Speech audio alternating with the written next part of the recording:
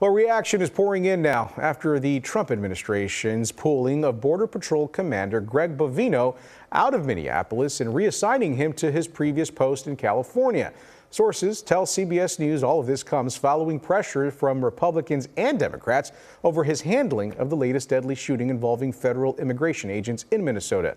I spoke to a well-known criminologist about this issue who says this move and tactic is very telling.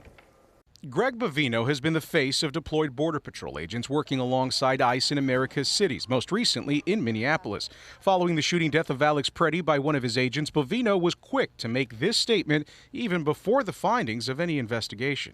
This looks like a situation where an individual wanted to do maximum damage and massacre law enforcement. The video of the incident, now seen across the world and studied by nonpartisan law enforcement experts, provides contrary evidence. Cell phone footage shows agents throw Preddy to the ground before taking a handgun from his waistband and shooting him. Preddy was licensed to carry that weapon. The comments made by Bovino reignited tensions and led to top Trump administration officials pulling him out of Minneapolis. What does that signal on behalf of President Trump and the White House, and perhaps a change in policy, a change in tactic?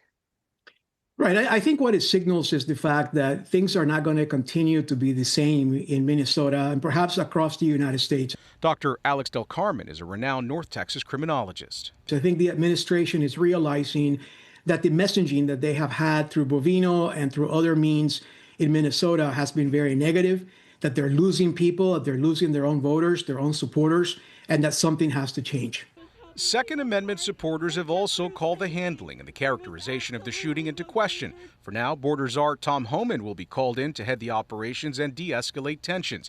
Meanwhile, Del Carmen believes Americans are watching the handling of all of it very closely. If we let this go, if we allow for this to continue, who is to say that the next person is not going to be you or me or anybody else watching this? What is pretty obvious to me is that what happened in Minneapolis a few days ago brings both the Republicans, the true conservatives, and the true liberals together, unified with one voice that says, not in America and not today. Well, CBS News is reporting that as part of the administration's shift in strategy, DHS Secretary Kristi Noem will also be reassigned to operations along the border rather than inside of major U.S. cities. She's also being scrutinized for her role in handling the aftermath of Alex Preddy's shooting death in Minneapolis.